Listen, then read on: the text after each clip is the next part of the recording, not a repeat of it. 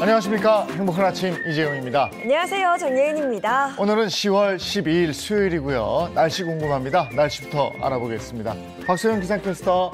안녕하세요. 박소연입니다. 저는 지금 상암 DDMC 앞에 나와 있습니다. 아직 10월인데 옷깃을 파고드는 공기는 마치 초겨울 같습니다. 때이른 추위에 옷차림 따뜻하게 해주셔야겠습니다. 네, 이럴 때는 입고 벗기 편한 겉옷이 필수인데요. 오늘 날씨 어떤지 궁금합니다. 전해주세요. 네, 아침은 초겨울인데 낮부터는 날이 풀려서 다시 선선한 가을 날씨가 찾아오겠습니다. 맑은 하늘에 햇빛이 내리쬐면서 기온이 쑥쑥 오를 텐데요. 그만큼 낮과 밤의 일교차가 크게 벌어지겠습니다. 큰 일교차에 유의하시기 바랍니다. 출근길 현재 내륙 곳곳에 짙은 안개가 껴 있습니다. 경기 이천은 가시거리 100m, 충청 보은은 90m 등 가시거리가 200m 미만으로 좁혀지는 곳이 있습니다. 서해안과 남부 곳곳으로도 안개가 껴 있는데요. 교통안전에 주의하시기 바랍니다. 오늘 아침은 대부분 지역 어제보다 기온이 더 낮습니다. 올가을 들어 가장 추운 날인데요. 대관령은 영하권 추위가 나타나는 등 아침에 일부 내륙과 산지에는 서리가 내리거나 물이 어는 곳이 있겠습니다. 농작물 냉해 피해와 발생하지 않도록 유의하셔야겠습니다. 이 시각 현재 기온 살펴보겠습니다. 서울과 대구는 6.8도, 청주는 7도 가리키고 있습니다. 오늘 한낮에는 어제보다 3에서 5도가량 오를 텐데요. 서울은 21도, 대전은 22도, 광주는 23도가 예상됩니다. 때이른 추위는 점차 물러나겠지만 일교차는 계속해서 크게 벌어지겠습니다. 감기 걸리지 않도록 조심하셔야겠습니다. 지금까지 날씨 전해드렸습니다.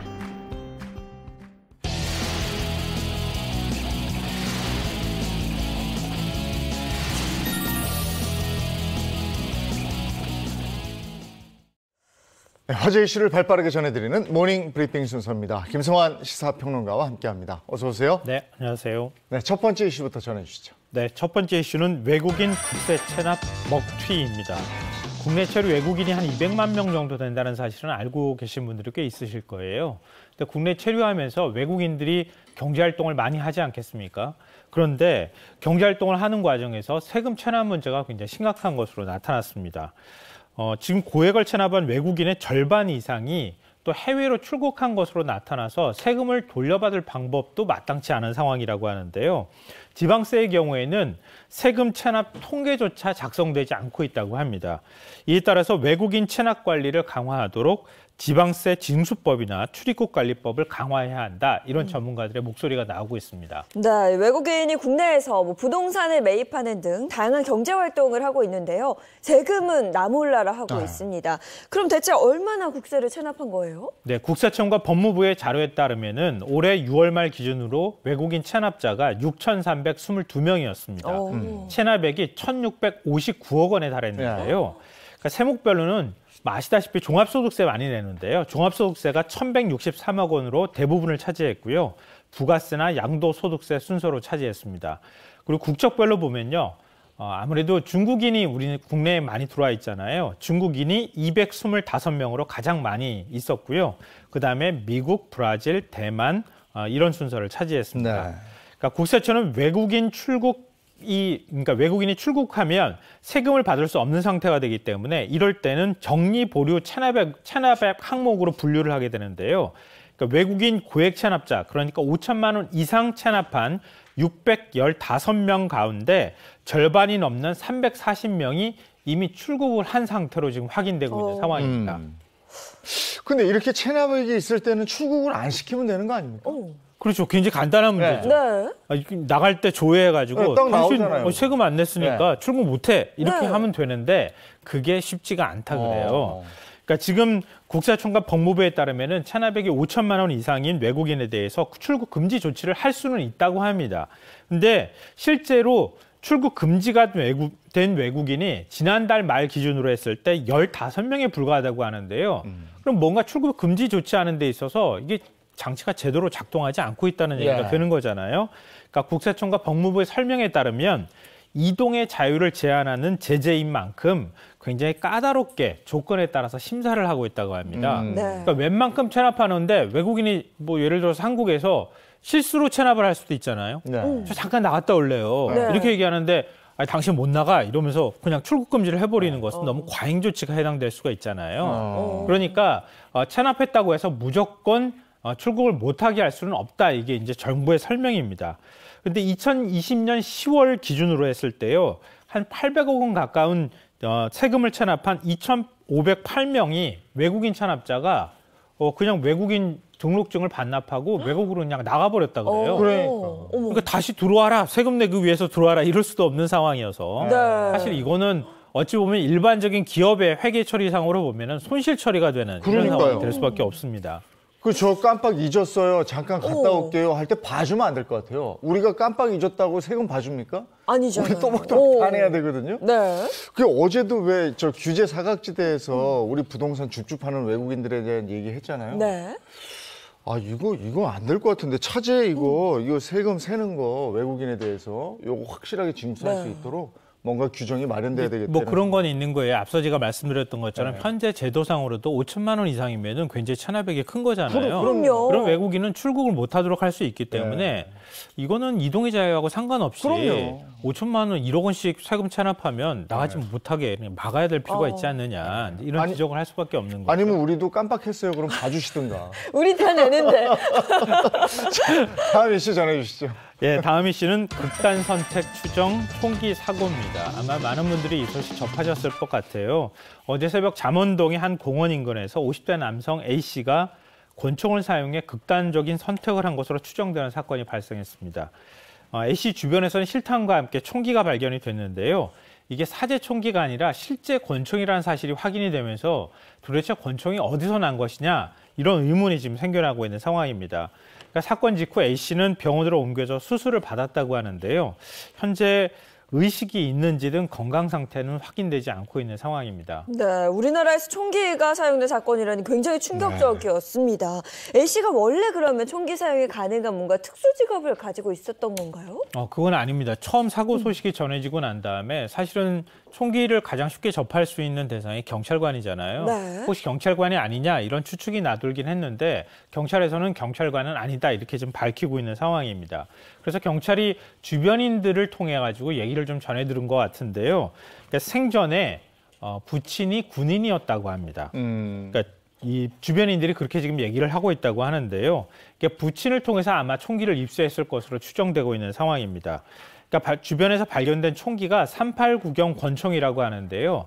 이게 한 수십 년 전에 군에서 주로 사용된 것으로 알려지고 있는데 그러니까 장성급 장교에게는 권총이 실제로 지급이 되거든요. 그러니까 장성급 장교가 사용했던 개인 화기로 추정이 되고 있는 상황입니다.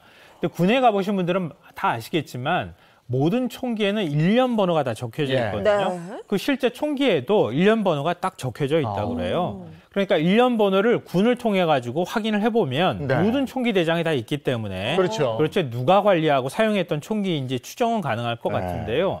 다만 이제 총기가 수십 년 전 것으로 확인되고 있기 때문에 수십 년 전에도 총기 관리가 그만큼 잘 되고 있었는지 또 그 일련 번호를 제대로 확인할 수 있는지 이 부분에 대해서는 앞으로 좀 더 조사를 진행해 봐야지 알 것 같습니다. 우리나라가 총기 소지가 이렇게 간단치가 않은 건데. 그렇죠. 근데 부친 거라고 해도 내가 지금 가지고 있으면 안 되는 거잖아요. 그건 뭐 말도 안 되는 거예요. 네. 군에서 총기가 잠깐 사라졌다 그래도 큰일 나잖아요. 아유, 난리 나죠. 네, 맞습니다. 그러니까 그 총기가 외부로 유출된다고 하는 건 뭐 있을 수가 없는 일입니다. 특히 이제 실탄이 외부로 나온다고 하더라도 그것도 매우 심각한 문제이기 때문에 아무리 부친이 뭐 군인이었다 하더라도 그 총기가 바깥으로 흘러나와서 개인이 관리하고 있다고 하는 것은 상상하기도 어렵고요. 이건 뭐 명백하게 불법이라고 볼 수 있습니다.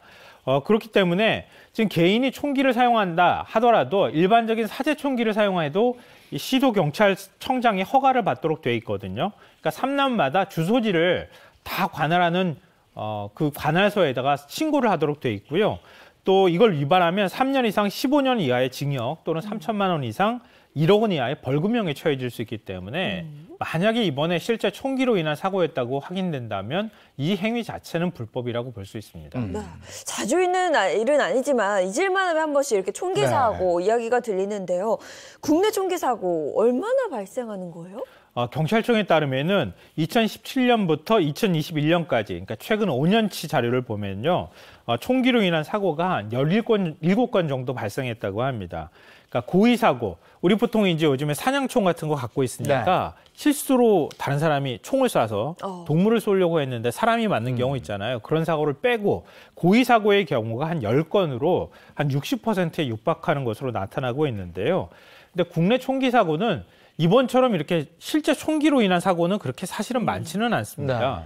그러니까 보통 사제 총기를 많이 만들게 되잖아요. 그러니까 사제 총기를 제작을 해서 사용하는 사고가 대부분을 차지하거나 아니면 밀수를 해서 발생하는 사고가 아주 드물게도 발생하기도 합니다. 그런데 사제 총기로 인한 사고는 아마 많은 분들이 오페산 터널 총격 사건이라고 해서 아실 거예요. 2016년 10월에 범인 성병대가 오페산 터널 주변에서 총기를 난사해서 시민 2명을 다치게 하고 경찰관을 숨지게 하는 사건이 있었는데요. 아베 전 총리가 사제 총기로 인해서 사망하는 사건이 발생했잖아요. 그때 사고 범인이 사용했던 총기하고 거의 흡사해요. 그러니까 일반 나무판 같은 거에 총열 같은 거를 이렇게 뭐 일반적인 파이프 같은 거 있잖아요. 그걸 설치해서 화약을 넣고 그다음에 그 안에 사제 구슬 같은 거를 넣는 거예요. 그래서 발사를 하면은 사람한테 아주 치명상을 입힐 수 있거든요. 그러니까 그런 류의 사고는 아무리 사제 총기라 하더라도 인명살상용으로도 사용될 수 있기 때문에 철저한 관리가 필요한 상황입니다. 어쨌든 이번에 사용된 총기가 그걸 보니까 그 총기 관리에 부실한 점이 드러났잖아요. 네. 이것도 보완을 해야 되겠다 싶네요. 자, 다음 이슈 가겠습니다. 세 번째 이슈는 찾아가는 복지 서비스입니다. 행정안전부가 정부 혁신 추진 방안을 확정해서 발표를 했는데요. 일종의 이제 국민에게 세계 최고 수준의 행정 서비스를 제공하기 위해서 행정의 국제 경쟁력을 높인다, 이런 목표를 세웠고요. 그 목표 아래 정부 혁신 3대 전략과 8대 중점 과제를 선정했다고 합니다. 여기서 3대 전략은 선제적 대국민 서비스, 소통과 협력, 유능한 정부, 이것이라고 합니다. 네, 말씀 주신 3대 전략 하나하나씩 좀 살펴보면 좋을 것 같은데요. 가장 먼저 선제적 대국민 서비스, 이게 어떤 걸 말하는 거죠? 국민들이 얘기하지 않아도 알아서 가가지고 먼저 해주는 거 아니겠어요? 선제적으로 대응한다. 네. 이런 개념이라고 생각하시면 될 것 같아요. 국민들이 요구하기 전에 필요한 정보를 정부가 먼저 찾아서 온라인하고 오프라인에서 제공하겠습니다. 이제 이런 거라고 볼 수 있는데요. 구체적인 사례 몇 가지를 제가 좀 말씀드리면 복지 멤버십 제도라는 걸 시행한다고 합니다. 그러니까 소득, 재산 등을 분석해서 개인별 맞춤형 복지 서비스를 제공하겠다, 이런 얘기인데요. 예를 들면은 제가 소득이 낮아요. 근데 제가 받을 수 있는 복지 서비스가 뭔지 잘 몰라요. 그러면은 당신의 소득을 분석해 보니까 이런 복지 서비스를 받을 수 있습니다. 이렇게 먼저 알려준다는 겁니다. 그거 굉장히 편리하겠죠. 네. 그리고 두 번째로는 지하철 버스 통합 정기권을 도입하겠다, 이런 얘기인데요. 아마 지하철은 정기권이 있다는 사실을 많은 분들이 아실 거예요. 할인된 가격으로 판매를 하거든요. 근데 이걸 버스를 여기다가 통합을 해서 지하철 버스 통합 정기권을 발행하게 되는 겁니다. 이렇게 하면은 최대 40% 할인된 금액의 교통카드를 이용할 수 있게 되는데요. 최근에 고유가 시대, 또 물가도 많이 올라서 교통비 부담이 많은 분들이 부담을 느끼시는 분들이 많잖아요. 이런 서비스가 제공된다고 하면은 아무래도 교통비 부담을 덜 수 있으니까 많은 분들이 좋아하실 것 같고요. 그리고 모바일 금융 앱에 고령자 모드를 개발하겠다, 이런 얘기가 들어가 있는데요. 이게 뭐냐 하면은 혹시 약간 좀 그 모바일 앱 보실 때, 휴대폰 보실 때 저 힘들어요. 한참 하다가 결국은 전화합니다. 아니면 찾아가든지. 맞습니다. 글자가 너무 작은 거예요. 아니면 예인 씨한테 다시 물어보죠. 글자가 좀 큰 글자로 서비스를 할 수 있도록 해주겠다, 이렇고요. 그다음에 모바일 앱을 접속하기 좀 불편하거나 힘들어하시는 분들 있잖아요. 접속이 굉장히 쉽도록 해주겠다, 이런 거고, 이것도 좀 어렵다고 하면은 우리 목소리, 음성 안내 해주는 경우 있잖아요. 그런 서비스도 같이 해주겠다, 이런 내용도 포함되어 있습니다. 근데 정부에서 지원을 받을 수 있는데 이거 정보를 몰라서 그 혜택을 못 받는 분들도 주변에서 보면 있고요. 또 디지털이 힘든 노인분들이 있어요. 이런 분들한테 참 도움이 되는 행정이구나 싶고, 또 하나는 소통과 협력, 이 부분을 위해서 또 어떤 거 한대요? 그러니까 소통과 협력, 뭐 소통이라는 글자를 들으시면 아실 거예요. 국민이 정부에게 뭔가 말하고 있잖아요. 네. 말하면 그 말을 귀담아 들어야 되지 않겠습니까? 네. 그러니까 국민이 낸 제안을 좀 더 쉽게 받아들일 수 있도록 시스템을 만들겠다. 그리고 또 그 정책을 적극적으로 행정에 반영하겠다. 네. 이런 개념이라고 생각하시면 되는데요. 국민의 온라인 청원권을 강화할 수 있도록 청원 24 시스템을 구축을 하고요. 그다음에 국민 제안 통합 플랫폼을 운영하겠다. 이런 얘기입니다. 그러니까 국민들이 민원을 제기하면 그 민원을 아주 쉽게 받아들여서 금방 그 국민 제안을 받아들일 행정에다가 반영할 수 있도록 하겠다. 이렇게 생각하시면 될 것 같습니다. 국민이 온라인을 통해서 자유롭게 의견을 정부에 전달할 수 있다 이런 얘기고요. 그러면 마지막으로 세 번째, 유능한 정부에는 어떤 과제들이 있을까요? 그러니까 정부가 똑같은 일을 하더라도 행정의 효율성을 높이는 방식으로 일을 하겠다. 이렇게 생각하시면 될 것 같아요. 최근에 윤석열 대통령도 인공지능 서비스 많이 얘기하잖아요. 그러니까 데이터 분석이나 이런 것들을 인공지능을 활용한다거나 이런 방식을 통해서 좀 더 정책의 효율성을 높이겠다. 이런 개념이라고 생각하시면 될 것 같은데요. 구체적으로는 범정부 데이터 분석 체계를 운영해서 긴급 현안을 해결을 하고 또 분야별로 범용 데이터 분석 모델을 만들어서 공공 부문으로 확산하도록 하겠다. 이런 얘기입니다. 근데 좀 개념은 좀 어려운데요. 각 기관의 재난 데이터가 다 분산돼 있잖아요. 네. 그 분산돼 있는 재난 데이터만 하나로 통합만 해도 재난 서비스가 좀 더 효율성이 높아지지 않겠습니까? 이제 그런 방식을 도입하겠다 이런 내용도 들어가 있고요. 또 민간 합동으로 정부 조직을 진단해서 인력을 효율적으로 재배치할 수 있도록 하겠다. 그리고 또 불필요한 행정기관 소속위원회는 과감하게 정비를 하겠다 이런 내용도 있고요. 또 국제연합이라든가 경제협력개발기구 이런 국제기구하고 적극적으로 협력을 해서 우리 정부가 전자정부 서비스는 굉장히 전 세계에서 앞서가고 있거든요. 네. 그 각국에 그 제도와 시스템을 도입할 수 있도록 일종의 행정 서비스도 수출하겠다. 네. 이런 내용도 들어가 있습니다. 말은 지금 참 좋거든요. 네. 그러니까 이런 걸 발표했으니까 잘 실행이 되고 추진이 될 수 있도록 점검도 꼼꼼하게 잘 해주시고 잘 챙겨주시기 바랍니다. 자, 오늘 모닝 브리핑 여기까지 하겠습니다. 김성환 시사평론가와 함께했습니다. 고맙습니다. 네. 고맙습니다.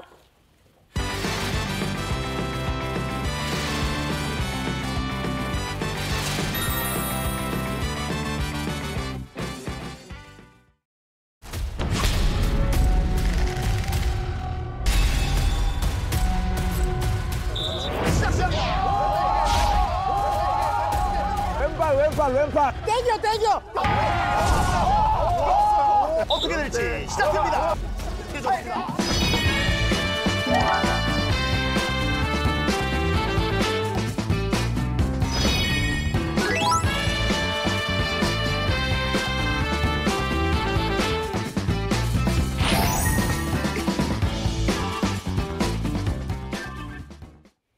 네, 한 주간의 연예계를 뜨겁게 달군 연예 소식 전해드립니다. 연예 라이브 시간입니다. 네, 오늘도 반가운 세 분과 함께합니다. 인사 먼저 부탁드릴게요. 안녕하세요. 연예계 팩트 사냥꾼 홍정선입니다. 안녕하세요. 자칭 특종 여신 미남 전문 기자 최정아입니다.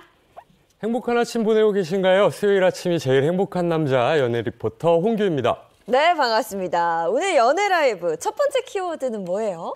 연예 라이브 첫 번째 키워드는요. 천하제일장사 만만세입니다.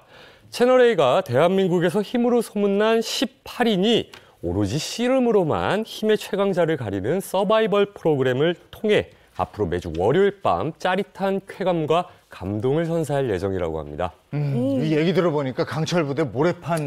그렇죠. 벌써부터 누가 승자가 될지 기대가 되고 궁금해지는데요. 네, 맞습니다. 어떤 분이 우승자가 될지 저도 지금 감히 이 결과가 예측되지 않는데요. 그 이유가 있습니다. 참가자들의 일명 힘 스펙이 아주 대단하기 때문인데요. 일단 격투기, 유도, 그리고 야구, 농구계 전설들은 물론이고요. 머슬 분야, 개그계 이렇게 각 6팀이 등장을 합니다. 이 6팀이 정말 자존심을 건 불꽃 튀는 대결을 펼친다고 하는데요. 먼저 격투기에는 추성훈 씨, 그리고 유도팀에는 조준호 씨, 야구팀에서는 홍성은 씨, 그리고 농구팀에는 우지원 씨 이렇게 레전드 선수들이 등장을 합니다. 여기에 헬스 트레이너 양치승 씨가 머슬팀을 맡았고요. 또 연예계 또 대표 파이터, 개그맨 윤형비 씨가 이 개그팀을 이뤄서 이 씨름 최강자 도전에 나선다고 하죠. 야, 정쟁하다. 대단한데요. 아니 지금 보니까 면면들이 대단한데. 이야, 힘 대 힘. 또 월요일이 기다려질 것 같은데 그러면 천하제일장사 이 프로그램 관전 포인트는 뭡니까? 10월 10일 날 1회를 했고 그래서 지금 또 많은 분들이 2회 또 기다리고 계실 텐데 이 프로그램의 MC분들이 관전 포인트를 밝혔어요. 이경규 씨 또 스포츠캐스터 배성재 씨가 밝힌 관전 포인트인데요. 먼저 이경규 씨 이렇게 얘기합니다. 반전의 반전. 말하자면 그 예측 불가의 상황을 보여준다. 한시도 눈을 뗄 수 없을 테니까 정말 끝까지 지켜봐 달라 이렇게 당부를 했고요. 배성재 씨는 이종 격투기에 비유를 했어요. 이종, 다른 종류의 이 스포츠 기술을 가진 사람들이 싸우는 이종 격투기처럼 이 각 분야의 정말 전설 같은 사람들이 모래판 위에서 삿발을 잡고 싸우는 이종 씨름대회라고 생각하시면 될 것 같다. 이렇게 재미를 자신했습니다. 오늘이 수요일이니까 앞으로 5일을 더 기다려야 되는데 이 천하제일장사 2회는 어떤 내용일까요? 저도 무척 궁금한데요. 그래서 천하제일장사 2회 영상을 준비해봤습니다. 영상 함께 보실까요? 새 강자들의 한판 승부 천하제일장사. 지금부터 대회를 시작합니다. 시작됐구나. 이건 예능이 아니다. 무조건 우리가 이기는 거 아닌가. 우리가 못 이룬 금메달의 꿈, 장사의 꿈으로 갖도록 하겠습니다. 우리가 떨어질 수가 없다. 하지만 모릅니다. 아직 모릅니다. 모래판에서는 어떤 예측도 할 수가 없습니다. 야, 농구 축제다, 축제. 수준이 높지 않다. 딱히 뭐 별거 없더라고요. 완전 예상을 뒤엎었습니다. 이건 정말 대이변이죠. 와, 대박. 씨름에서 볼 수 있는 경기는 다 보는 것 같아요. 그러니까요. 드디어 이 대결이 성사됐습니다. 재대결. 땡겨. 형 버텨도 돼요. 버텨. 여태까지 했던 스포츠 중에 제일 화나는 순간이 아니었나. 이야, 저거 진짜. 결과 궁금한데 이게 편집을 저렇게 해놨네. 아니 그러니까 게다가 추성훈 씨가 세상에. 그러게. 그렇죠. 표정들이 진짜예요. 야, 우리 장난이 아니에요. 우리 그러잖아요. 궁금하면 500원. 근데 이건 돈 안 들고 이 채널만 가지고 그러니까요. 있으면 그냥 보는 거잖아요. 네. 맞아요. 궁금합니다. 월요일까지 기다려야 되는군요. 자, 다음 이슈 키워드로 보겠습니다. 연예라이브 두 번째 키워드는요. 선우은숙 4살 연하남과 재혼하다입니다. 지난 2007년 배우 이영하 씨와 이혼 후 10년 가까이 혼자 살고 있던 선우은숙 씨가요. 최근 좋은 인연을 만나 사랑의 결실을 맺었다는 기분 좋은 소식입니다. 네, 선우은숙 씨의 재혼 소식 정말 깜짝 놀랐는데요. 선우은숙 씨의 마음을 사로잡은 그분이 누군지 궁금하네요. 선우은숙 씨의 마음을 사로잡은 분은요. 4살 연하남으로 라디오 진행자 등으로 활발히 활동하고 있는 유영재 아나운서로 알려졌습니다. 네. 선우은숙 씨는 이혼 후에 뭐 결혼을 생각해 본 적이 없다 이렇게 밝혀왔는데 생각이 바뀐 계기가 있을까요? 네, 선우은숙 씨 역시 스스로 이야기를 한 게 내가 재혼할 줄은 상상도 못했다라는 거예요. 다른 이유는 없고 유영재이기 때문에 재혼을 결심했다라고 굉장히 달달한 모습을 보여주기도 했는데요. 이 남자가 생겨서가 아니라 유영재라는 사람이 나를 바꿨다라고 말을 했습니다. 그러면서요. 유영재 씨에게도 비슷한 이야기를 했어요. 아마 내가 다른 사람이었다면 결혼을 생각하지는 않았을 거다. 유영재 씨이기 때문에 내 마음이 바뀌었다라고 감동적인 이야기를 전하기도 했습니다. 네, 그럼 두 분은 언제 처음 만나서 사랑에 빠진 거예요? 들으시면 깜짝 놀라실 거예요. 지난해도 아니고 올해 7월에 만났고 무슨 남자 여자 소개팅 자리 아니고 선우은숙 씨가 뭐 아는 동생을 만났다고 그래요. 근데 그 동생의 지인으로 유영재 씨가 참석을 했는데 그 뒤에 두 사람 뭐 전화 통화하거나 주일 예배 함께 가고 이러면서 친해졌는데 제가 첫눈에 반했다, 사랑에 빠졌다 이런 얘기는 들어봤는데 세상에 만난 지 열흘 만에 우리는 결혼의 인연이구나.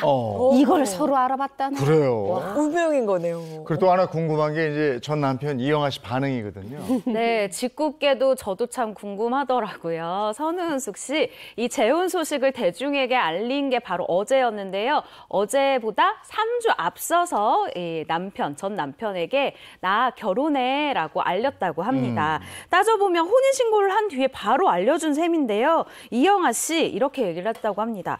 아이들 걱정하지 말고 당신 생활을 즐겨라고 아주 쿨하게 얘기해주면서 이 두 사람을 진심으로 축하해줬다고 하네요. 네, 이영하 씨는 축하를 해줬지만 선우은숙 씨의 입장에서는 이 두 번째 결혼을 공개한다는 거 이게 쉽지만은 않았을 것 같아요. 그쵸. 또 배우고 이게 쉽지 않았을 거예요. 그리고 또 선우은숙 씨가 생각을 했대요. 내가 나한테 찾아온 두 번째 사랑. 이거를 굳이 세상에 널리 알릴 일인가? 나만 사랑하면 되지. 그러고 나 좀 두 번째 결혼인데 이런 생각을 안 그래도 했다고 해요. 그런데 이 생각을 또 바꾼 게 바로 유영재 씨였습니다. 뭐냐면 또 내 생각만 하면 안 되잖아요. 소중하게 자신의 곁을 나한테 내준 이런 사람인 걸 생각하니 그래 결혼 이거 필요한 절차다. 이런 생각이 들어서 결혼을 하고 이렇게 세상에 널리 저 결혼해요. 알리게 됐다고 하네요. 이렇게 공개적으로 알리게 된 선우은숙 씨가 남편에게 딱 한 가지 물어봤다고요. 저 같으면 이 미래 남편의 혹시 얼마 모았니? 그리고 혹시 빚은 얼마나 있니? 요즘 고금리인데 이렇게 물어볼 것 같은데 선우은숙 씨는 역시 스케일이 다릅니다. 이런 현실적인 부분 다 제쳐놓고요. 나와 같이 신앙생활을 할 수 있어요? 라고 나에게 가장 중요한 부분을 물어봤대요. 사실 선우은숙 씨가 결혼을 결심하게 된 이유도 이 두 분 다 굉장히 독실한 신앙생활을 하고 있었기 때문이다 라고 얘기를 했거든요. 이에 대해서 이영재 씨가 또 사랑꾼 아닙니까? 이렇게 얘기를 했다고 합니다. 저희 집도 신앙생활을 해서 그건 내가 꼭 지킬 수 있어요 라고 얘기를 했고요. 선우은숙 씨 이 대답을 듣고 나서 그럼 결혼할게요 라고 대답을 했다고 하죠. 네, 이렇게 서로의 마음을 확인한 두 사람. 마음을 안 후에는 뭐 일은 일사천리로 진행됐다면서요. 일사천리로. 양가 또 만나서 인사드리고 상견례 한 거죠. 그리고 바쁜 스케줄 쪽에서 9월 1일 이 서울 영등포구청에 가서 혼인신고도 했습니다. 선우은숙 씨 지금 드라마 하랴 예능 하랴 바빴고 유영재 씨도 사실 뭐 완전 인기 라디오 DJ잖아요. 그런 생방 진행하는 중에 두 사람이 만나서 신고를 했고요. 그 시기는 선우은숙 씨가 출연하고 있는 드라마가 끝나는 종영하는 시기에 맞췄다고 해요. 왜냐하면 방영 중인데 갑자기 먼저 이 굉장한 소식이 알려지면 드라마보다 그쪽으로 관심이 갈까 봐 두 사람 모두 마음을 모은 것 같습니다. 뭐 당당하게 이제 법적 부부가 된 두 분인데 네. 지금 같이 살고 있는 거죠? 네, 맞습니다. 두 분이요. 이 신혼집에 이사 온 게 불과 얼마 되지 않았다고 합니다. 선우은숙 씨가 두 사람이 함께 살 집을 알아보기 위해서 이 바쁜 와중에도 20곳 넘게 굉장히 꼼꼼하게 둘러보면서 고른 집이라고 하거든요. 선우은숙 씨 남편분이 이렇게 얘기를 해요. 내가 미국에 가면은 왜 붕 떠 있는 그런 기분이 드는 것처럼 아침에 일어나면 내 옆에 누가 있고 또 밥을 먹자는 이야기를 하고 잘 갔다 왔어? 이렇게 안부를 물어봐 주는 게 아직 낯설다라고 솔직한 마음을 밝히기도 했는데요. 이 20곳을 돌아서 발견한 이 신혼집, 제가 봤을 때 이 두 분에게 이 부부 예능 섭외가 쏟아질 것 같거든요. 이 신혼집 저희도 곧 볼 수 있을 것 같네요. 네. 이번에 공효진 씨도 기쁜 소식 알려왔네요. 맞습니다. 공효진 씨 이제 결혼을 앞두고 네. 지난 새벽에 깼는데 바로 몇 시간 전 10살 연하남과 미국에서 결혼을 하면서 지금 10월에 신부가 됐어요. 사실 지난 4월에 열애 인정하고 4개월 만에 8월에 저 결혼해요 하더니 진짜 또 이렇게 2달 만에 결혼을 했는데 우리 이거 사실 예상했었죠. 3월 31일 이 손예진 씨와 현빈 씨 결혼식 때 공효진 씨가 부케 받았잖아요. 그러면서 부케? 한개 엊그제 같은데 벌써 본인이 결혼식장에 올라갔습니다. 네, 공효진 씨의 결혼식이 근데 뉴욕에서 진행된 만큼 참석하기가 지인들도 굉장히 어려웠을 것 같은데요. 참석하기도 어렵고 사실 뭐 연예인들이 뉴욕 가는 비행기 타는 게 어렵겠습니까? 그런데 공효진 씨 애초에 의도가 양가 친지만 모셔서 하는 스몰 웨딩이었어요. 그러다 보니까 아주 작게 소규모로 이루어지는데 그래도 절친 우리 또 정려원 씨, 엄지원 씨가 가지 않을 수 없었다는 거죠. 근데 생각해보세요. 정려원 씨 지금 변호사 역할로 드라마 촬영 한창이죠. 거기다가 엄지원 씨 바로 얼마 전에 맞아요. 아주 어마무시한 드라마 종영했으니까 제목 말씀드리면 작은 아씨들에서 굉장한 이 여자 빌런을 보여줬잖아요. 잠깐 좀 휴식 좀 취해야 되는 시기일 텐데 친구를 위해 절친을 위해 뉴욕을 날아가서 결혼식에 참석을 해서 이 여자들의 우정, 의리 빛냈습니다. 자, 이번에 세 번째 연예 소식 키워드로 알아봅니다. 연예라이브 세 번째 키워드는요. 가수 신혜성, 만취해 남의 차 끌고 음주운전입니다.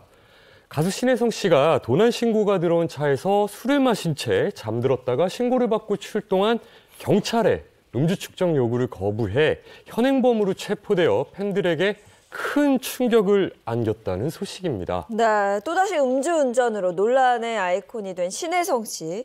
만취한 채 차 안에서 잠이 든 거죠. 우리가 이런 소식을 불과 얼마 전에 전한 적이 있죠. 배우 곽도원 씨가 음주운전을 했다라는 이야기를 전했고요. 굉장히 많은 이 대중에게 질타를 받은 지 얼마 되지 않아서 똑같은 일이 벌어져서 더 안타까움을 개인적으로는 생기고 있습니다. 네. 일단 소속사에 물어봤어요. 소속사에 물어봤더니 신혜성 씨가 10월 10일 밤 11시에 이 음식점에서 지인들과 모임을 가졌대요. 그리고 이곳에서 음주를 한 상태에서 귀가를 하다가 잠이 들었다는 거예요. 신고를 받고 출동한 경찰에 음주 측정을 거부해서 체포가 됐다라고 이 현 상황을 설명을 하기도 했습니다. 이거에 대해서 신혜성 씨 측 입장은 뭐예요? 소속사가 일단 입장문을 내놨어요.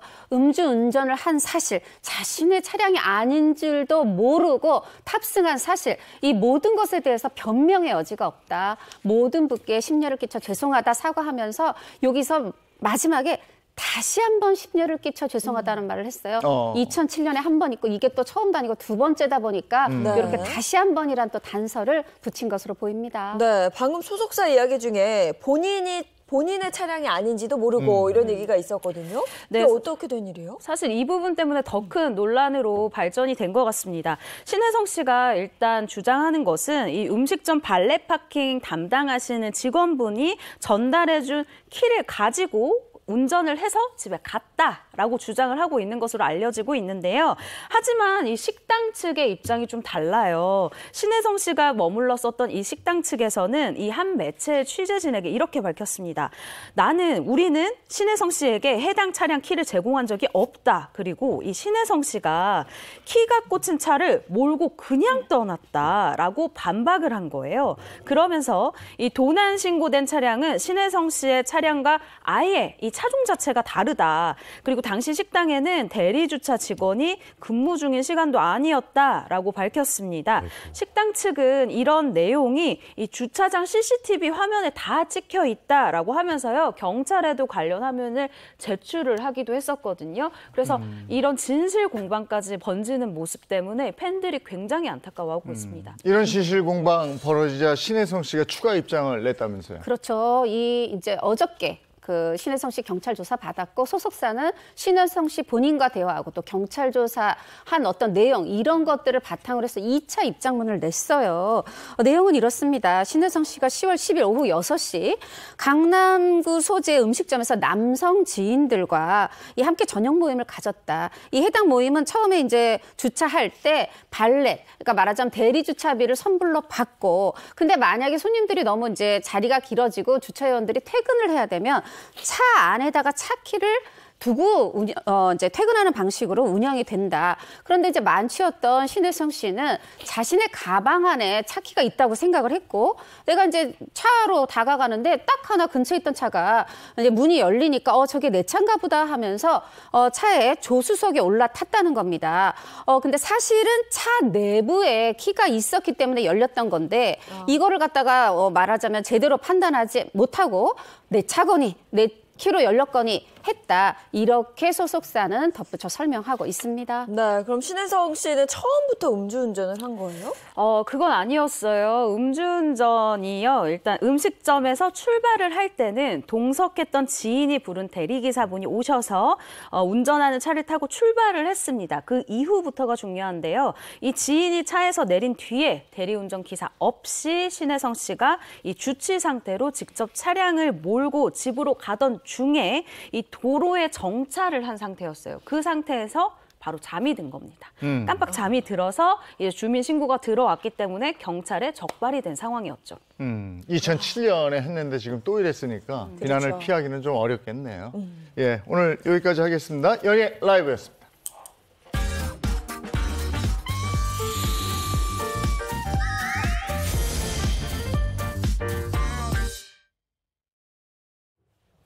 이번엔 대한민국 대표 스타들이 걸어온 길을 되돌아보는 스타 주민 시간입니다. 네, 홍규 씨 오늘은 어떤 이야기일까요? 스타 주민을 시작하기에 앞서 예인 씨 살면서 네. 가장 억울했던 순간이 언제였나요? 아, 저는 뭐 늘 억울한데 지금도 억울한데 근데 저 그런 거 있어요. 자매니까 네. 제가 한 게 아닌데 언니가 그랬는데 막 엄마가 네가 그랬지 이러면 막 그 억울함. 너무 억울하겠다. 뭐 그런 게 있죠. 서러운 거. 얼마나 억울했겠어요. 저도 마찬가지인 것 같습니다. 아마 살면서 가장 억울한 순간이 내가 하지 않은 일을 했다고 이렇게 누명을 뒤집어 쓰는 게 아닐까 싶은데요. 예외로 연예계만큼은 아니 땐 굴뚝에 연기 날까라는 속담이 통하는 것 같습니다. 그럼 오늘 스타주민 주제는 뭔가 오해와 관련된 얘기일 것 같은데요? 네, 예인 씨 제 말 오해하지 말고 들어주세요. 네. 스타 주민 주제 해명합니다. 스타들의 황당 루머입니다. 항상 주목받는 스타들이기에 실체가 없는 괴소문은 뭐 숙명인가 싶기도 하다가도요. 하지만 당하는 스타들 입장에서는 그렇게 썩 기분 좋은 일은 아닐 것 같습니다. 그렇죠. 그러니까 오늘은 루머 때문에 괴로운 스타들의 얘기입니다. 해명합니다. 스타들의 황당 유머 시작합니다. 루머. 해명합니다. 스타들의 황당 루머. 먼저 5위부터 살펴보겠습니다. 이분은 대한민국 최고의 미녀 배우와 결혼해 대한민국 남성들의 질투와 시기를 한 몸에 받은 가수입니다. 그럼 몇 분 있죠? 네. 가수다. 네. 가수인데 최고 미녀. 가수? 네. 네, 제가 가수인데- 생각하면 지금 연정훈 씨도 그렇고 맞아요. 제이슨 씨도 그렇고 네. 이분인가? B 씨도 있잖아요. B 씨 있죠. 사실 B 씨 딱 떠올라요. 그쵸. 최고 미녀라고 하면 거의 뭐 완벽한 얼굴, 막 요 분. 그죠. 아마 뭐 루머만큼 태양을 좀 피하고 싶은 이분이 아닐까 생각이 듭니다. 네, 다들 눈치채신 것 같은데요. 제가 준비한 힌트 사진으로 보여드리겠습니다. 네. 야. 김태희 씨와 결혼한 네. B 씨. 네, 예상이 많네요. 네. 해명합니다. 스타들의 황당 루머. 5위의 주인공은 루머가 싫어. 가수 B 씨입니다. 예. 네, B 씨. B 씨가 지금 최근에 때 아닌 불륜설 때문에 이렇죠. 맞아요. 네. 아니 근데 이런 찌라시는 어떻게 퍼지는 거예요? 저도 이 지라시를 받고 깜짝 놀라가지고 소속사에 당장 문의를 해야 되겠다 생각을 했었거든요. 일단 사건의 진상은 다음과 같습니다. 이 얼마 전에 각종 온라인 커뮤니티를 중심으로 이 B 씨가 프로골퍼 A 씨와 불륜 중이다라는 말도 안 되는 루머가 올라오기 시작했어요. 그런데 이 루머에 힘을 보탠 것이 있습니다. 바로 이니셜 보도였는데요. 한 매거진이 연기, 노래, 춤 실력을 겸비한 대표 스타 A 씨가 요즘 골프 선수 B양과 열애를 넘어서 동거 중이다라고 쓴 거예요. 그랬더니 네티즌들이 어머, 우리 이런 루머 얼마 전에 실명으로 봤잖아. 이 두 가지를 섞어버린 거죠. 그래서 B 씨가 마치 정말 불륜을 한 것처럼 확정을 이렇게 해서 사람들이 막 퍼뜨려 나가기 시작했는데요. 처음에는 이 시작이 된 게 이 연애 소식을 주로 다루는, 가십을 주로 다루는 이 온라인 커뮤니티에서 시작이 됐고요. 이것을 복사해서 깨깨우톡으로 이제 퍼져나가기 시작했어요. 저도 사실 이걸 받았었거든요. 순식간에 다른 분야, 대중에까지 확 퍼지게 되는 아주 무시무시한 순간이었습니다. 이 황당한 루머에 B 씨는 어떻게 대응했어요? 네, 6일 B의 소속사가 SNS를 통해서 공식 입장을 발표를 했어요. 우리 아티스트에 대해서 돌고 있는 이런 루머, 정보글, 이거 인지하고 있었지만 대응할 가치조차 없는 명백한 허위 사실이기 때문에 어떤 입장도 어떤 표명하는 게 불필요하다고 생각을 했다. 하지만 루머가 빠르게 확산되고 있고 우리 아티스트뿐 아니라 그 가족에 대해서 비방하고 비난하고 인신공격하고 이런 상황까지 이르러서 더는 묵과할 수 없는 상황이라고 판단을 하고 강경 대응에 나선다 하면서 법적 대응을 예고를 했습니다. 그리고 그 최초로 이니셜 보도한 매체도 확인해 봤다. 정말 우리 B 씨 맞냐? 아니다. 이런 확답까지 받았다는 그런 상황입니다. 네. B 김태희 씨 부부는 연예계의 소문난 인꼬 부부잖아요.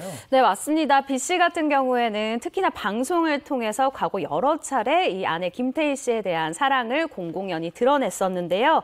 성공과 성장을 위해서 끊임없이 노력해야 하지만 가족이 생기다 보니까 이 가족이 우선이 됐다라는 이야기를 하면서요. 이 김태희 씨와 결혼 후에 단 한 번도 부부싸움을 한 적이 없다라고 고백을 하기도 했습니다. 이어서 아내와 사는 기분, 김태희와 사는 기분은 어때요? 라는 질문에 굉장히 이 소소한 행복감이 있다. 솔로일 때는 몰랐었던 충만함이 있다. 저 이번 설날 내내 집안일을 했는데 그것도 소소한 행복이다라고 이야기를 했습니다. 이런 남편 또 어디 없나요? 그러니까 이번 루머에 대해서도 B 씨가 빠르게 대응하면서 일단 루머는 일단락이 된 듯 했지만 가족들은 이렇게 잘 지내는데 이런 얘기가 막 들리면 정말 큰 상처를 받을 것 같습니다. 상처받죠. 당연히 또 기자들이 김태희 씨 소속사에도 연락을 하죠. 한 매체가 그 김태희 씨 소속사하고 통화를 했는데 소속사는 지금 소속사 입장 또 김태희 씨의 반응을 전했어요. 먼저 소속사 입장은 이 해당 루머 사실 무근이다. 완전히 없는 이야기에서 뭐 낼 입장도 없다. 이렇게 선을 그었고 김태희 씨 반응을 전했는데 이게 굉장히 재밌어요. 박장대소 하면서 아하하하 웃었다는 거예요. 뭐냐면 아이고 터무니없다. 믿지도 않는다는 거죠. 정말 남편을 그만큼 믿고 있다는 건데 당연히 그 뭐 여성 골퍼와 김태희 씨 일면식도 없는 사이라고 합니다. 네. 그런데 난데없는 불륜설 때문에 피해를 본 스타가 또 있었잖아요? 네, 가수 거미 씨와 결혼 후 한 아이의 아빠가 된 배우 조정석 씨인데요. 조정석 씨 소속사는 이번 불륜설에 대해 터무니없는 지라시 내용은 모두 명백한 허위 사실이며 당사와 배우 본인은 현재 일명식도 없는 사람과 관련됐다는 허위 사실과 더 나아가 다양한 추측들이 마치 사실인 것처럼 둔갑하여 확대되는 것에 황당할 뿐이라고 분노를 표했습니다. 조정석 거미 씨 부부도 방송을 통해서 애정을 과시하고 그랬잖아요. 네, 맞습니다. 이 아내 거미 씨 같은 경우에는요, 한 예능 프로그램을 통해서 조정석 씨에 대한 이 애정 그리고 딸에 대한 이 자랑을 하기도 했는데요. 이 특히 딸에 대해서는 우리 딸이 외모가 남편을 꼭 닮았다. 아기 때 사진을 보니까 거의 비슷하다라고 얘기를 하면서 둘째가 만약 생긴다면 둘째를 또 만나고 싶다라고 둘째 계획에 대해서도 언급을 했는데요. 신동엽 씨가 또 이에 대해서 증언을 한 바가 있어요. 조정석 씨와 이제 밥을 먹었는데 혹시 뭐 둘째 계획 있냐라고 물어봤더니 조정석 씨가 무조건 나와야죠 라고 하면서 이 가족 계획에 대해서도 얘기를 했대요. 이 두 사람의 정말 빈틈없는 애정이 견고한 이 애정 라인이 있는데 뭐 때문에 이런 루머가 나왔는지 모르겠어요. 네. 지켜보는 사람들도 이런 루머 보게 되면 진짜 황당하고 화가 날 때도 있거든요. 네, 지켜보는 이들까지 눈살을 찌푸리게 만드는 지라시 대부분 이 이니셜 보도로 피해자를 많이 낳는 모습인데요. 빨리 뿌리 뽑혔으면 하는 바람입니다. 네, 이어서 두 번째 스타도 소개해 주시죠. 해명합니다. 스타들의 황당 루머 5위에 이어서 4위 알아보겠습니다. 이분은 올해 5학년 1반에 재학 중인 모태솔로 뇌슬러입니다. 뇌슬러? 뇌슬러? 아니, 뇌생남 그렇죠. 요생남 뭐 이런 건 들었어요. 뇌슬러니까 뭔가 똑똑한 분일 것 같고 뇌슬러 뭔가 운동하는 뭐 이런 머리 시름이 있나? 모르겠네요. 네, 다들 궁금해하시는 것 같은데 힌트 사진으로 준비해봤습니다. 레슬링.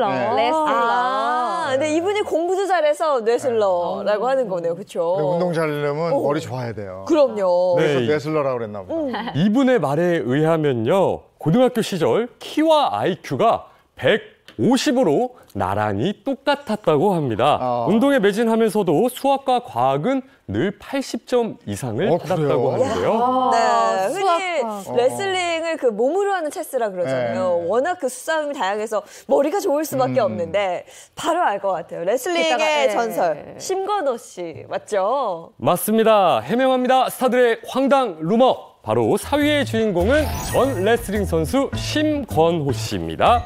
근데 뭐 심건호 씨를 둘러싼 무슨 이런 황당한 루머가 있었어요? 아니, 심건호 씨가 2019년도에 한 예능 프로그램에서 돌연 하차를 한 바가 있습니다. 그런데 이 모습을 두고 사람들이 뭐라고 얘기했냐면 어머, 심건호 알코올 중독으로 건강에 문제 생겼대 라면서 건강 이상설이 생겨나기 시작한 거예요. 그런데 심건호 씨를 둘러싼 루머는 여기서 끝이 아니었습니다.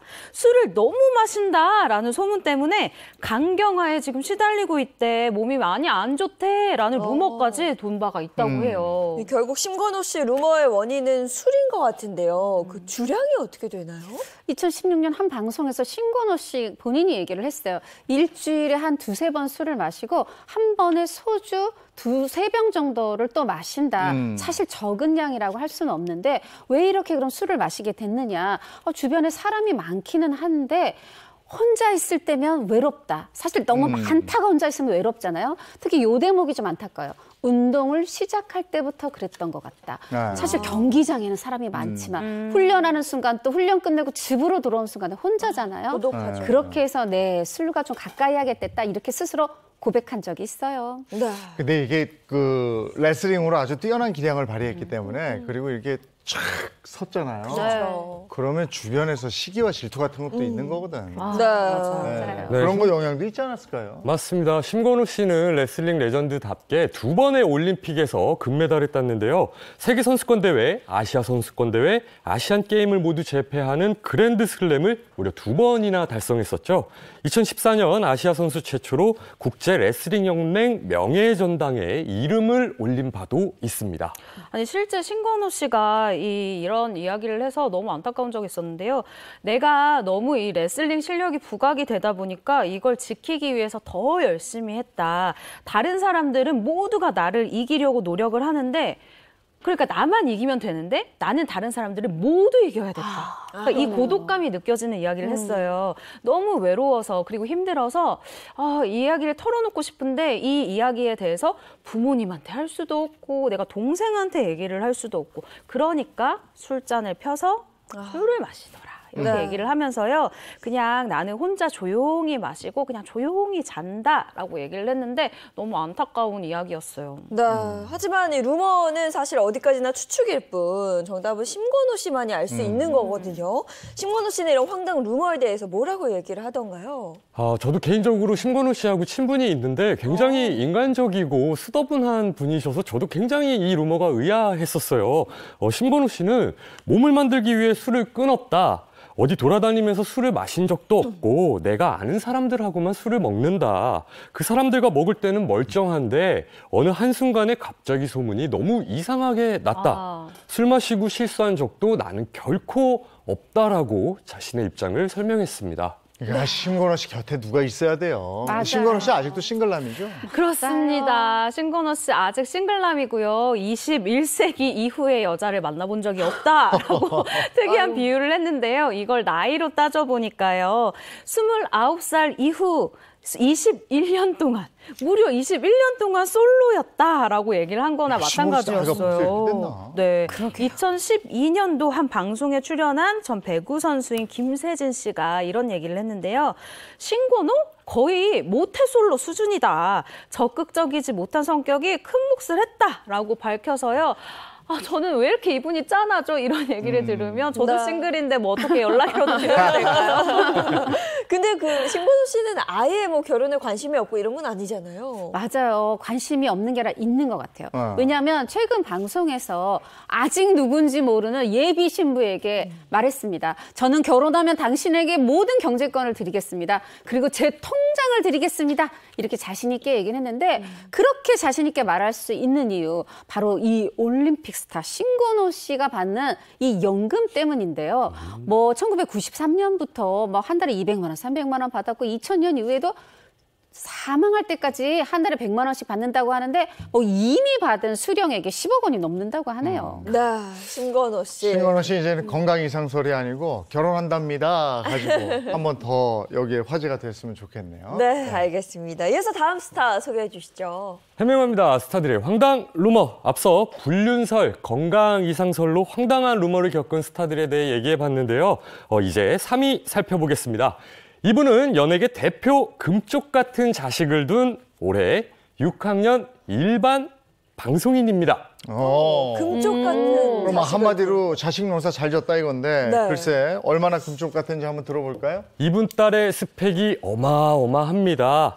일찌감치 엘리트로 주목받은 이분 딸은요. 웰즐리 대학에서 미술을 전공했고요. 매사추세츠 공과대로 편입해 올 A로 졸업했고 펜실베니아 대학교 경영대학원에서 와튼 스쿨 박사 과정에 전액 장학금을 받은 엄청딸입니다. 미국에서 변호사로 활동하다가 현재는 방송인으로 활동 중입니다. 알겠다. 전공을 4번이나 바꿨다. 어마어마한 스펙인데 사실 누군지 알 것 같아요. 저는 이분 어제 만나고 왔습니다.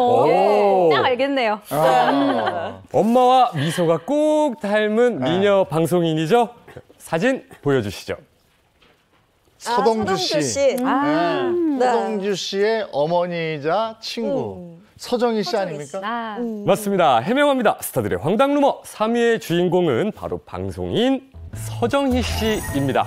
네, 서정희 씨. 근데 제가 알기로는 현재 유방암 투병 중이신 걸로 아는데 어떤 루머에 휩싸인 거예요? 사실 얼마 되지도 않았어요. 지난 6월에 서정희가 사망했다. 아니 아픈 사람한테 사망했다는 사망설 이 루머가 돌았습니다. 사실 정말 그 본인도 우리도 다 진짜 굉장히 충격에 빠졌는데요. 사실 본인이 유방암 투병 사실을 스스로 알렸잖아요. 그리고 팬들이 적극적으로 막 도와주고 이러면서 소통하면서 병마를 이겨내 나가고 있었는데 이런 소식이 들렸고 사실은 그랬기 때문에 사람들이 믿어서 더 충격이었죠. 네. 서정희 씨는 지금도 적극적으로 치료 잘 받고 있는 거잖아요. 네, 맞습니다. 서정희 씨의 이 사망설 시작은 너튜브였습니다. 저도 사실 요즘 이 너튜브의 가짜뉴스 때문에 너무너무 화가 나는데요. 서정희 씨, 서동주 씨는 얼마나 더 화가 났을까요? 이 해당 영상에서는 지금 보이시죠? 서정희는 병원에서 공식 사망했다. 그녀에게 이런 일이 일어나다니 믿을 수 없다. 막 이런 말도 안 되는 자막이 일단 적혀져 있어요. 심지어 영정사진처럼 이걸 만들어 놓기도 하고요. 이 서정희 씨 사진을 이런 식으로 합성을 하는데 쓴 거예요. 당시 서정희 씨가 이 영상을 접하기 전에 4차 항암 치료를 이 앞에 두고 있는 상황이었습니다. 사실 어느 때보다 내가 내 몸과 마음을 지켜야지라고 굳건하게 생각을 해야 되는 타이밍에 이런 말도 안 되는 가짜 뉴스가 나와버리니까 정말 전 국민이 분노를 하게 되는 사건이었죠. 그러니까요. 투병 중에 힘을 내야 될 시기에 서정희 씨 본인이 직접 이 사망설에 대해서 해명을 해야 되는 이 상황 자체가 굉장히 안타깝습니다. 안타깝죠. 그래서 서정희 씨가 그 SNS에다가 그 너튜브 방송 화면을 캡처해서 올리면서 이렇게 썼어요. 클릭수로 돈을 벌려고 암을 이겨내고 열심히 사는 저를 파네요. 제가 병원에서 공식 사망했다고 자극적으로 유인하네요. 저는 이런 너튜브들의 피해자이고 또 가족들, 친구들, 교회 식구들 전화가 빗발칩니다. 아니 이걸 어떻게 해야 될까요? 불쾌한 신경을 토로했는데 좀 시간이 지나서도 서정희 씨가 사실 웬만한 거에는 뭐 이렇게 좀 대범한데 이번만큼은 상처를 받았다. 마치 나의 죽음을 암시하는 메시지 같아서 두려웠다.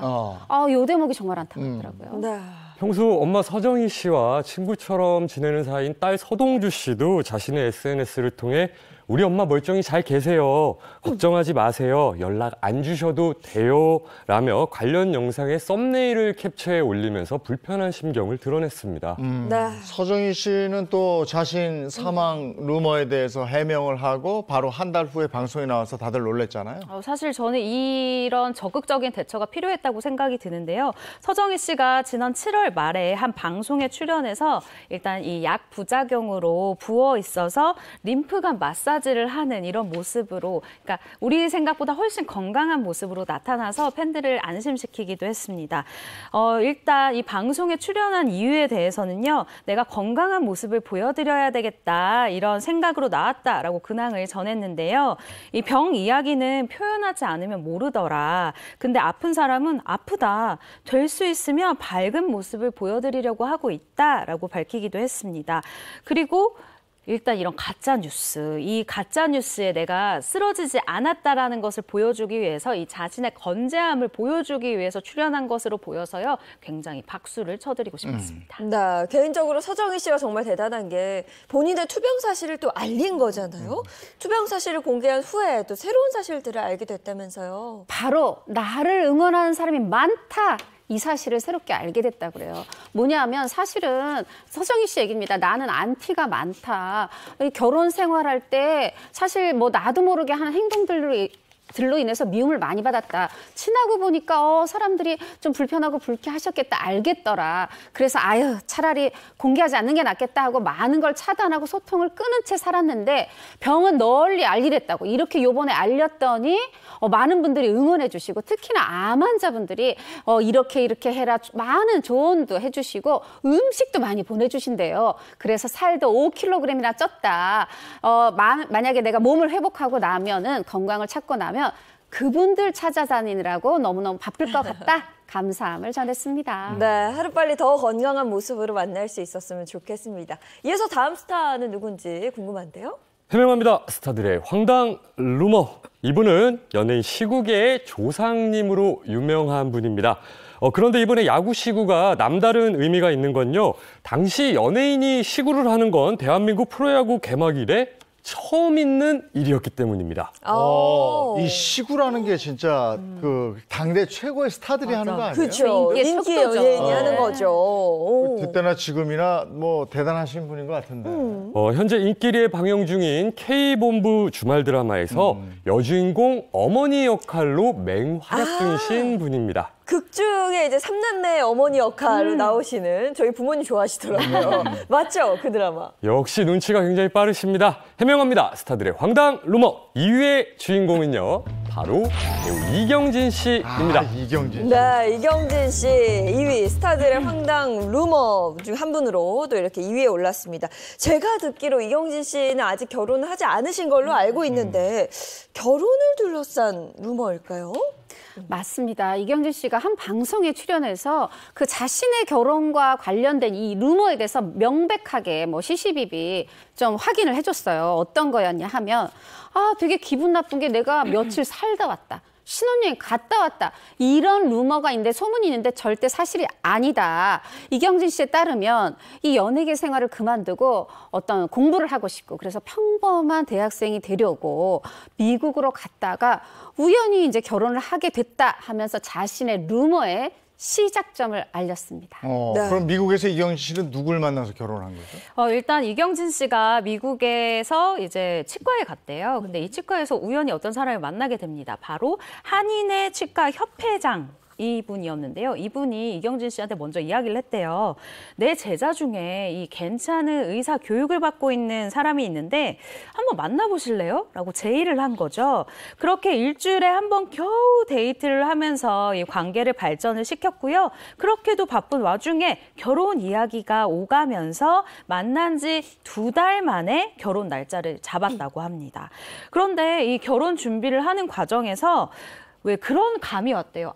이 결혼하면 안 될 것 같은데, 이 결혼하면 큰일 날 것 같은데 라는 느낌이 왔었다는 거예요. 그래서 이 어려움과 갈등을 겪다가 이경진 씨가 파혼의 결심을 하게 됐는데요. 결혼식을 올릴 수밖에는 없었다라고 했습니다. 네. 근데 저는 이해가 잘 가지 않는 게 파혼의 결심을 했는데 근데 결혼식은 또 했어요?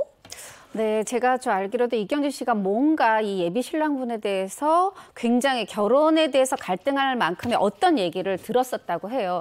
그런데 상대방은 아니 지금 사람들 다 초대했고 결혼식이 코앞인데 안 된다. 결혼식만큼은 올려야 된다. 이렇게 주장을 했고 또 이 부분에 대해서 이경진 씨도 받아들일 수밖에 없었고 대신 결혼식이 끝나자마자 파혼 선언을 했다는 겁니다. 사실 행복을 찾아서 미국을 갔다가 돌이킬 수 없는 큰 상처만 안게 됐다. 이렇게 이경진 씨가 밝힌 적이 있어요.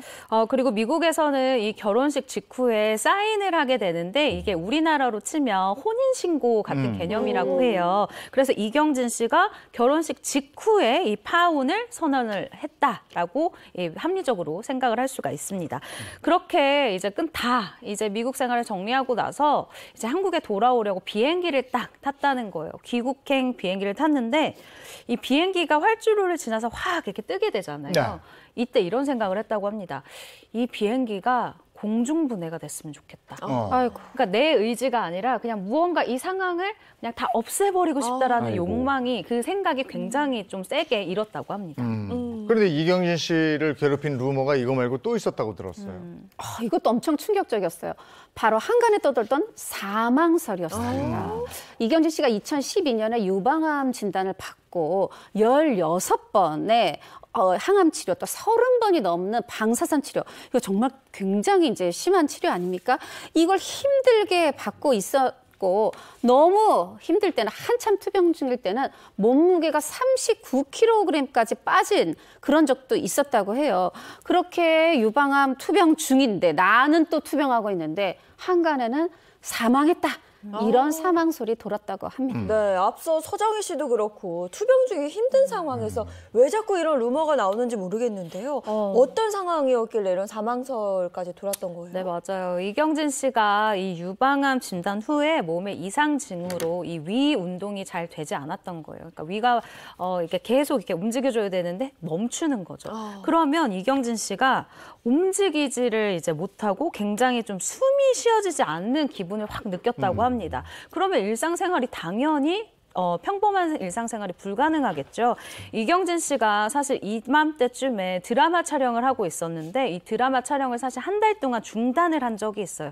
근데 이걸 보고 어떤 사람들이 어머, 한 달 동안 연락이 안 된대. 어머, 한 달 동안 작품을 안 찍는데 혹시?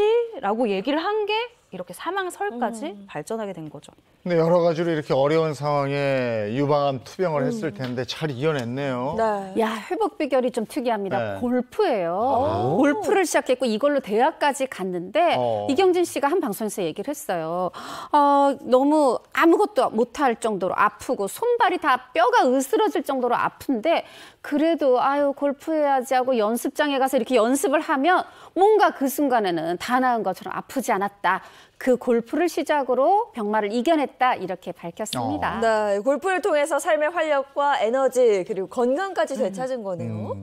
맞습니다. 이경진 씨가 이런 고난을 겪고 나서 오히려 굉장히 긍정적인 사람이 됐었다고 해요. 2018년도에 한 방송 프로그램에 출연해서 이런 얘기를 했는데요. 암이 정말 감기처럼 흔해진 세상이다. 건강관리하는 방법이나 규칙적인 생활의 중요성 등 이 기본적인 지식들을 공유하고 대화해야 한다고 생각한다라고 말하면서요. 이 시청자분들에게 꼭 강조한 부분이 있습니다. 여러분, 건강검진 1년에 한 번은 꼭 받으세요라고 강조를 하기도 했죠. 예, 알겠습니다. 다음 스타 또 얘기 나눠보죠. 해명합니다. 스타들의 황당 루머 1위만 남겨놓고 있는데요. 이분은 트로트 가수 중 이색 출신으로 데뷔 당시부터 큰 화제가 된 분입니다. 네, 얼마나 이색적인지 한번 들어봐야 될 것 같은데요. 이분이 이색적인 출신이란 건 두 가지 이유 때문인데요. 첫 번째, 화교 3세입니다.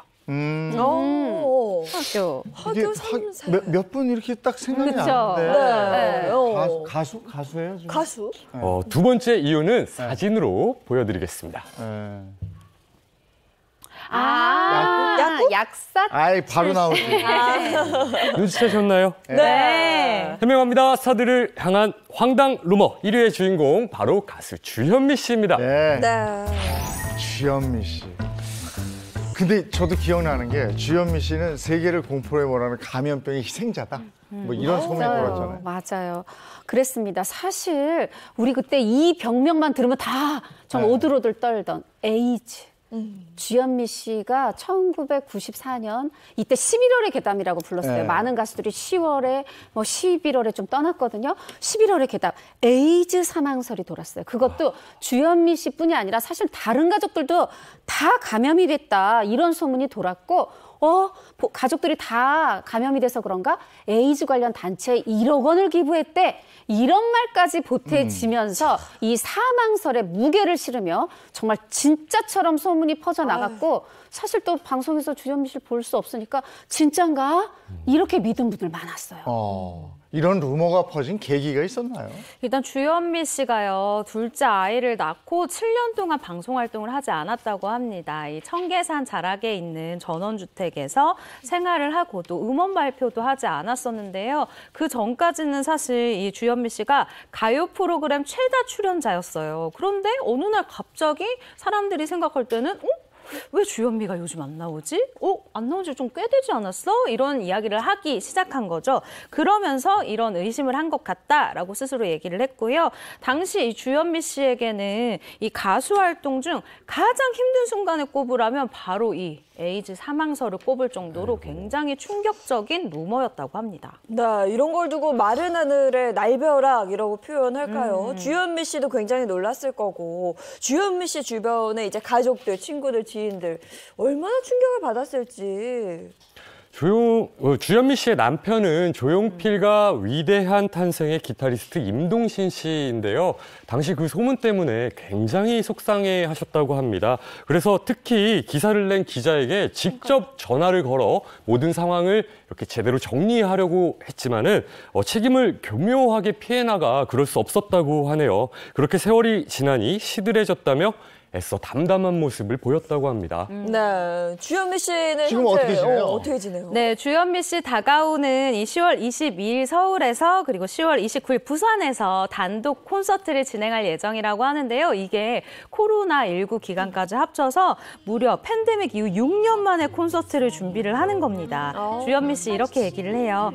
관객을 만날 때 가장 행복하고 또 팬들의 박수 소리에 위로를 받는다. 긴 세월의 시간만큼 함께한 팬들에게 이 감사의 마음을 담아 편지를 써내려 가듯 진솔하게 다가갈 예정이다라고 소감을 밝혔습니다. 정말 열심히 콘서트 준비하고 있는 것으로 제가 취재 결과 알고 있고요.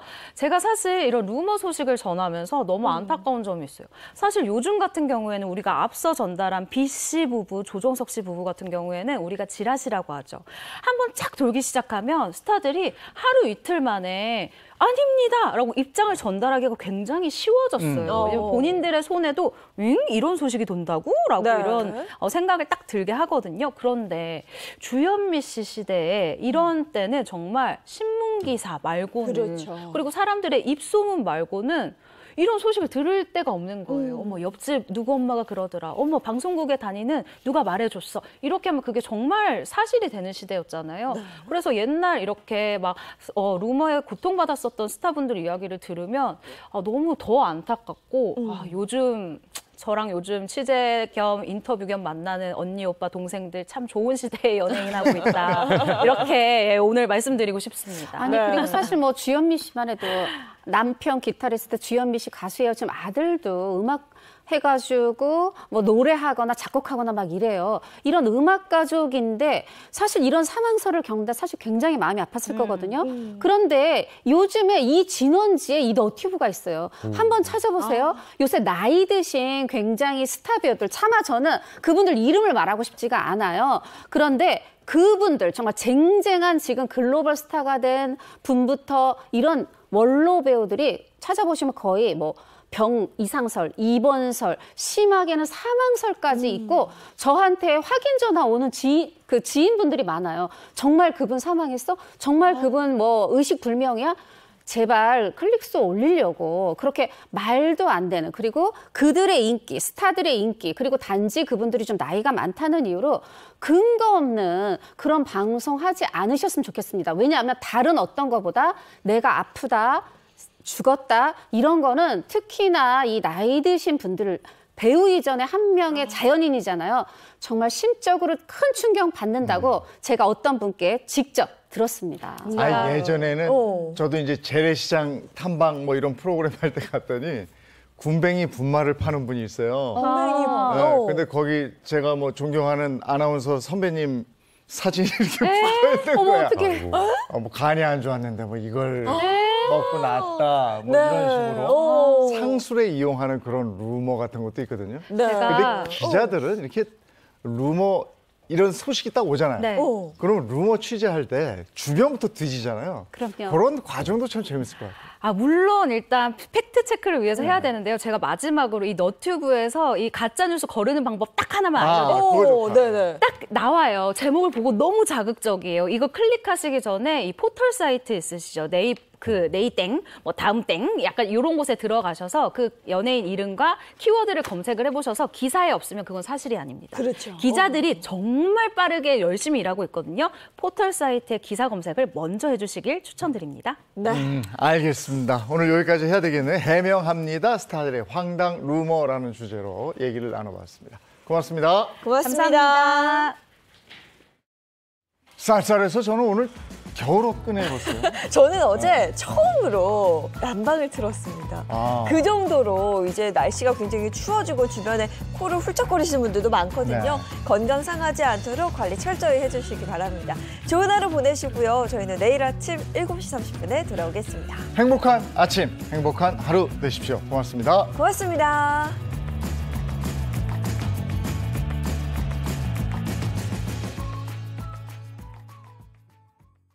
채널 A